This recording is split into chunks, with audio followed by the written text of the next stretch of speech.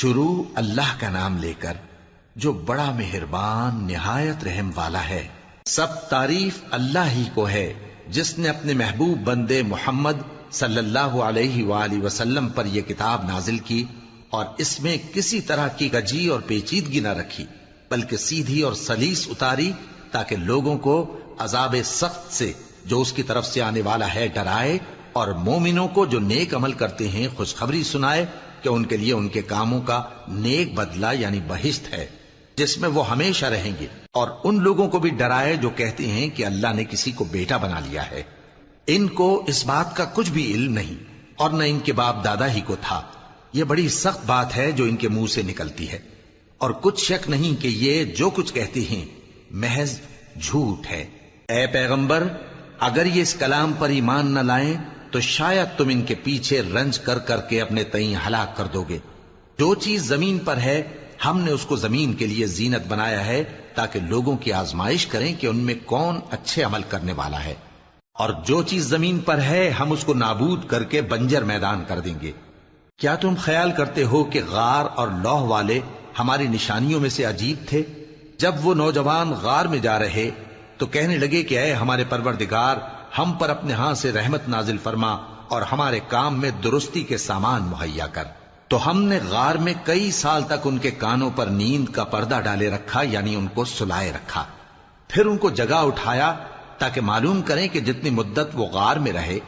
دونوں جماعتوں میں سے اس کی مقدار کس کو خوب یاد ہے۔ ہم ان کے حالات تم سے صحیح صحیح بیان کرتے ہیں۔ وہ کئی نوجوان تھے جو اپنے پروردگار پر ایمان لائے تھے، اور ہم نے ان کو اور زیادہ ہدایت دی تھی، اور ان کے دلوں کو مربوط یعنی مضبوط کر دیا۔ جب وہ اٹھ کھڑے ہوئے تو کہنے لگے کہ ہمارا پروردگار آسمانوں اور زمین کا مالک ہے، ہم اس کے سوا کسی کو معبود سمجھ کر نہ پکاریں گے۔ اگر ایسا کیا تو اس وقت ہم نے بے عقلی کی بات کی۔ ان ہماری قوم کے لوگوں نے اس کے سوا اور معبود بنا رکھے ہیں، بھلا یہ ان کے معبود ہونے پر کوئی کھلی دلیل کیوں نہیں لاتے؟ تو اس سے زیادہ کون ظالم ہے جو اللہ پر جھوٹ باندھے؟ اور جب تم نے ان مشرکوں سے اور جن کی یہ اللہ کے سوا عبادت کرتے ہیں ان سے کنارہ کر لیا ہے تو غار میں چل رہو، تمہارا پروردگار تمہارے لیے اپنی رحمت وسیع کر دے گا اور تمہارے کاموں میں آسانی کے سامان مہیا کرے گا۔ اور جب سورج نکلے تو تم دیکھو کہ دھوپ ان کے غار سے داہنی طرف سمٹ جائے، اور جب غروب ہو تو ان سے بائیں طرف کترا جائے، اور وہ اس غار کے کشادہ حصے میں تھے۔ یہ اللہ کی نشانیوں میں سے ہیں، جس کو اللہ ہدایت دے وہ ہدایت یاب ہے، اور جس کو گمراہ رہنے دے تو تم اس کے لیے کوئی دوست راہ بتانے والا نہ پاؤ گے۔ اور تم ان کے متعلق خیال کرو کہ وہ جاگ رہے ہیں حالانکہ وہ سوتے ہیں، اور ہم ان کو دائیں اور بائیں کروٹ بدلاتے تھے، اور ان کا کتا چوکھٹ پر دونوں ہاتھ پھیلائے ہوئے تھا۔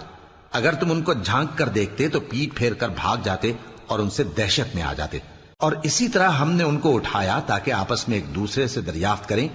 ایک کہنے والے نے کہا کہ تم یہاں کتنی مدت رہے؟ انہوں نے کہا کہ 1 دن یا اس سے بھی کم۔ انہوں نے کہا کہ جتنی مدت تم رہے ہو تمہارا پروردگار ہی اس کو خوب جانتا ہے، تو اپنے میں سے کسی کو یہ روپیہ دے کر شہر بھیجو،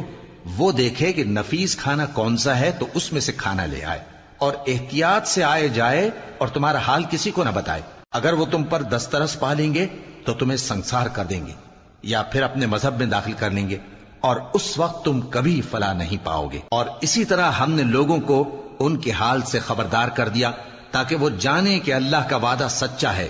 اور یہ کہ قیامت جس کا وعدہ کیا جاتا ہے اس میں کچھ شک نہیں۔ اس وقت لوگ ان کے بارے میں باہم جھگڑنے لگے اور کہنے لگے کہ ان کے غار پر عمارت بنا دو۔ ان کا پروردگار ان کے حال سے خوب واقف ہے۔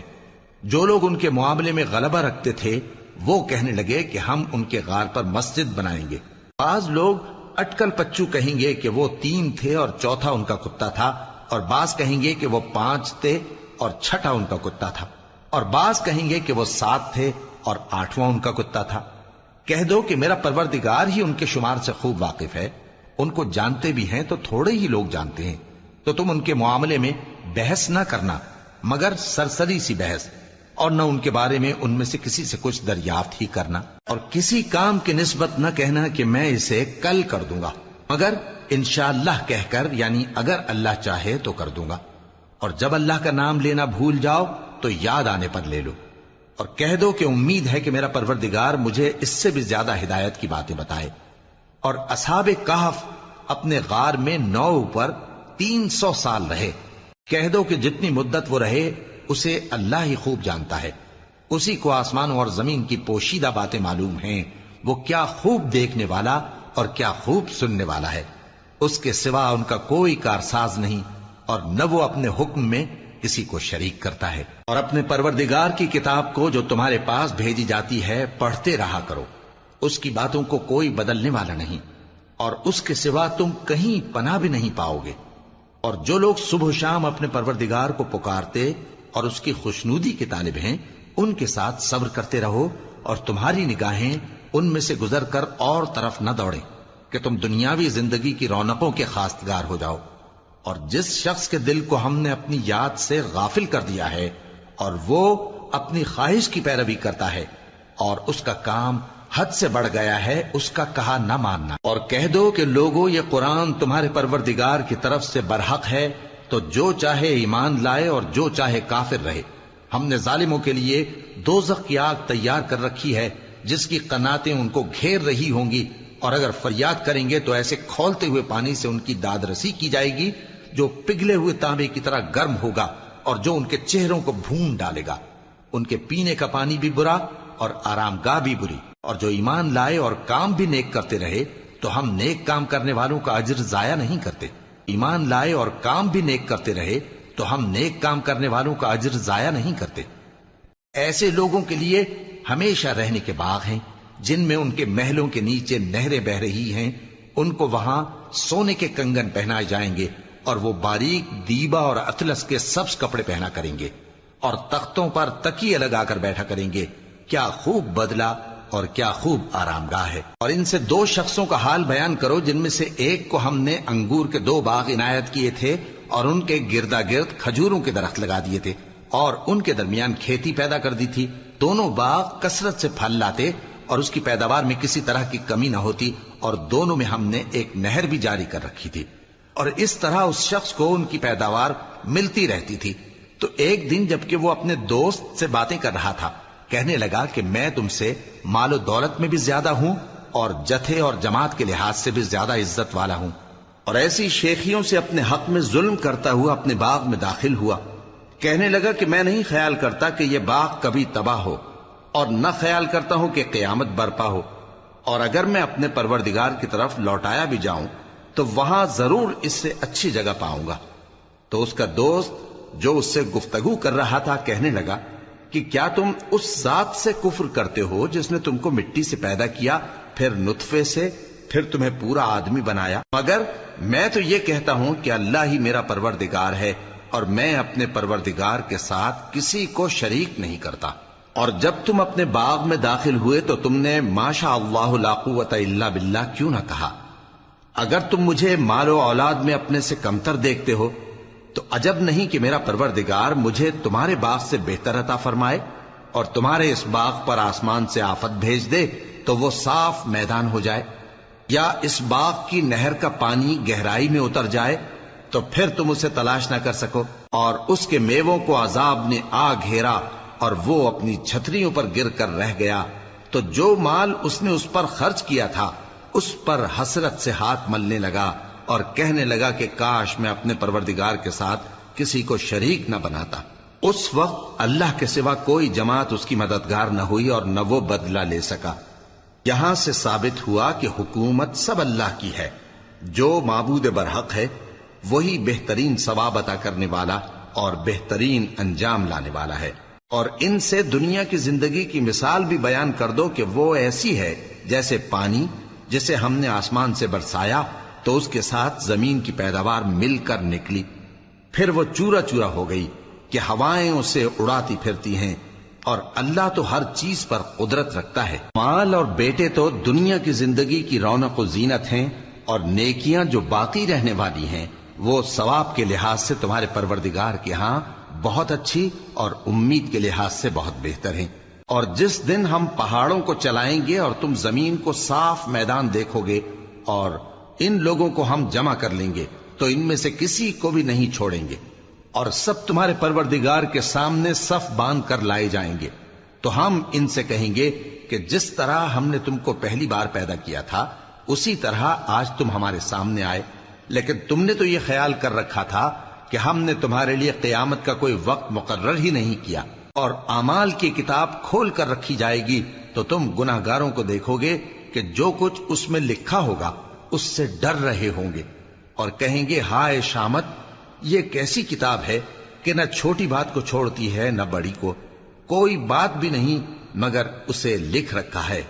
اور جو جو عمل کیے ہوں گے سب کو حاضر پائیں گے، اور تمہارا پروردگار کسی پر ظلم نہیں کرے گا۔ اور جب ہم نے فرشتوں کو حکم دیا کہ آدم کو سجدہ کرو تو سب نے سجدہ کیا مگر ابلیس نے نہ کیا،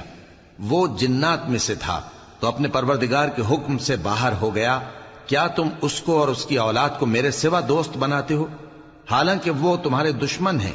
اور شیطان کی دوستی ظالموں کے لیے اللہ کی دوستی کا برا بدل ہے۔ میں نے ان کو نہ تو آسمانوں اور زمین کے پیدا کرنے کے وقت بلایا تھا اور نہ خود ان کے پیدا کرنے کے وقت،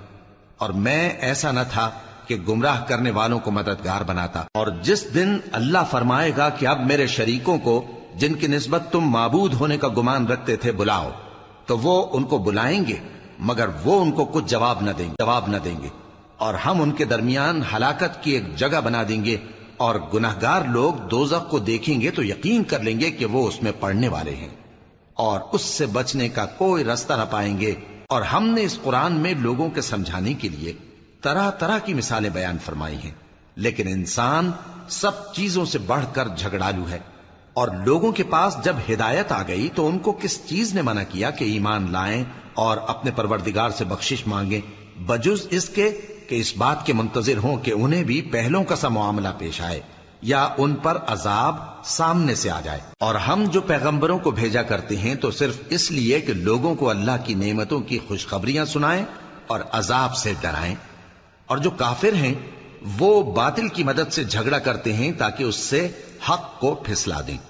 اور انہوں نے ہماری آیتوں کو اور جس چیز سے ان کو ڈرایا جاتا ہے اسے ہنسی بنا لیا ہے۔ اور اس سے بڑھ کر ظالم کون، جس کو اس کے پروردگار کی آیات کے ذریعے سمجھایا گیا تو اس نے ان سے منہ پھیر لیا، اور جو اعمال وہ آگے کر چکا اس کو بھول گیا۔ ہم نے ان کے دلوں پر پردے ڈال دیے کہ اسے سمجھ نہ سکیں، اور کانوں میں ثقل پیدا کر دیا ہے کہ سن نہ سکیں، اور اگر تم ان کو رستے کی طرف بلاؤ تو کبھی رستے پر نہ آئیں گے، اور تمہارا پروردگار بخشنے والا صاحب رحمت ہے۔ اگر وہ ان کے کرتوتوں پر ان کو پکڑنے لگے تو ان پر جھٹ عذاب بھیج دے، مگر ان کے لیے ایک وقت مقرر کر رکھا ہے کہ اس کے عذاب سے کوئی پناہ کی جگہ نہ پائیں گے۔ اور یہ بستیاں جو ویران پڑی ہیں، جب انہوں نے کفر کر کے ظلم کیا تو ہم نے ان کو تباہ کر دیا، اور ان کی تباہی کے لیے ایک وقت مقرر کر دیا تھا۔ اور جب موسیٰ نے اپنے شاگرد سے کہا کہ جب تک میں دو دریاؤں کے ملنے کی جگہ نہ پہنچ جاؤں ٹلنے کا نہیں، خاص صدیوں چلتا رہوں، پھر جب وہ دونوں ان دریاؤں کے سنگم پر پہنچے تو اپنی مچھلی بھول گئے، پھر اس مچھلی نے دریا میں سرنگ کی طرح اپنا راستہ بنا لیا۔ جب آگے چلے تو موسیٰ نے اپنے شاگرد سے کہا کہ ہمارا کھانا لاؤ، اس سفر سے ہم کو بہت تکان ہو گئی ہے۔ اس نے کہا کہ بھلا آپ نے دیکھا کہ جب ہم نے اس چٹان کے پاس آرام کیا تھا تو میں مچھلی وہیں بھول گیا، اور مجھے آپ سے اس کا ذکر کرنا شیطان نے بھلا دیا، اور اس مچھلی نے عجیب طرح سے دریا میں اپنا راستہ بنایا۔ موسیٰ نے کہا یہی تو وہ مقام ہے جسے ہم تلاش کرتے تھے، تو وہ اپنے پاؤں کے نشان دیکھتے دیکھتے لوٹ گئے۔ وہاں انہوں نے ہمارے بندوں میں سے ایک بندہ دیکھا جس کو ہم نے اپنے ہاتھ سے رحمت خاص سے نوازا تھا اور اپنے پاس سے ایک خاص علم بخشا تھا۔ موسیٰ نے ان سے، جن کا نام خضر تھا، کہا کہ جو علم اللہ کی طرف سے آپ کو سکھایا گیا ہے، اگر آپ اس میں سے مجھے کچھ بھلائی کی باتیں سکھائیں تو میں آپ کے ساتھ رہوں۔ خضر نے کہا کہ تم میرے ساتھ رہ کر صبر نہیں کر سکو گے، اور جس بات کی تمہیں خبر ہی نہیں اس پر صبر کر بھی کیسے سکتے ہو؟ موسیٰ نے کہا اللہ نے چاہا تو آپ مجھے صابر پائیے گا، اور میں آپ کے ارشاد کے خلاف نہیں کروں گا۔ خضر نے کہا اگر تم میرے ساتھ رہنا چاہو تو شرط یہ ہے مجھ سے کوئی بات نہ پوچھنا جب تک میں خود اس کا ذکر تم سے نہ کروں۔ تو دونوں چل پڑے، یہاں تک کہ جب کشتی میں سوار ہوئے تو خضر نے کشتی کو پھاڑ ڈالا۔ موسیٰ نے کہا کیا آپ نے اس کو اس لیے پھاڑا ہے کہ سواروں کو غرق کر دی؟ یہ تو آپ نے بڑی عجیب بات کی۔ خضر نے کہا کیا میں نے نہیں کہا تھا کہ تم میرے ساتھ صبر نہ کر سکو گے؟ موسیٰ نے کہا کہ جو بھول مجھ سے ہوئی اس پر مواخذہ نہ کیجیے اور میرے معاملے میں مجھ پر مشکل نہ ڈالیے۔ پھر دونوں چلے، یہاں تک کہ رستے میں ایک لڑکا ملا تو خضر نے اسے مار ڈالا۔ موسیٰ نے کہا کہ آپ نے ایک بے گناہ شخص کو ناحق بغیر قصاص کے مار ڈالا، یہ تو آپ نے بری بات کی۔ خضر نے کہا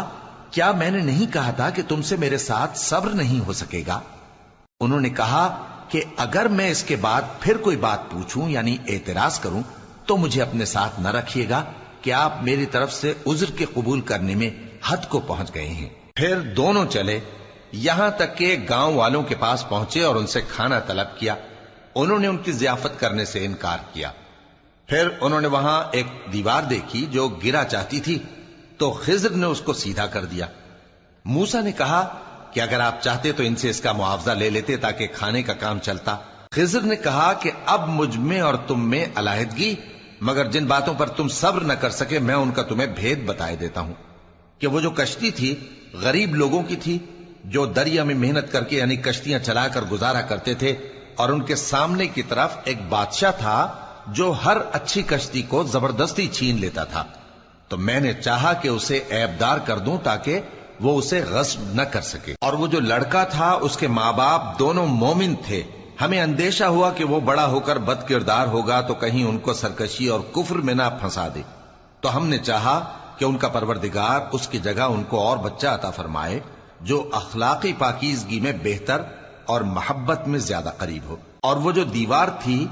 سو 2 یتیم لڑکوں کی تھی جو شہر میں رہتے تھے، اور اس کے نیچے ان کا خزانہ دفن تھا، اور ان کا باپ ایک نیک آدمی تھا۔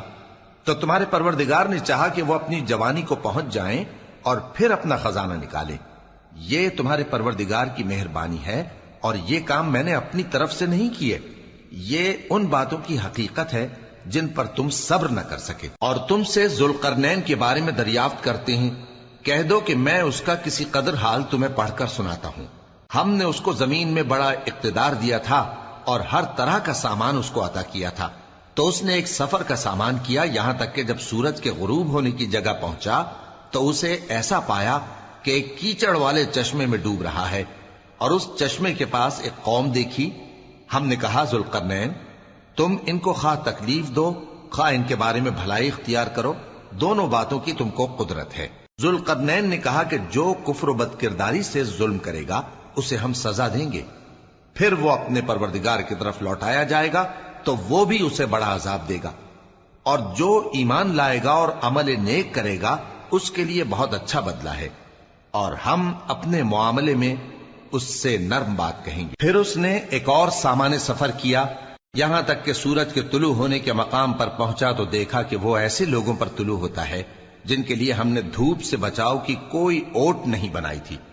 حقیقت یوں ہی تھی، اور جو کچھ اس کے پاس تھا ہم کو سب کی خبر تھی۔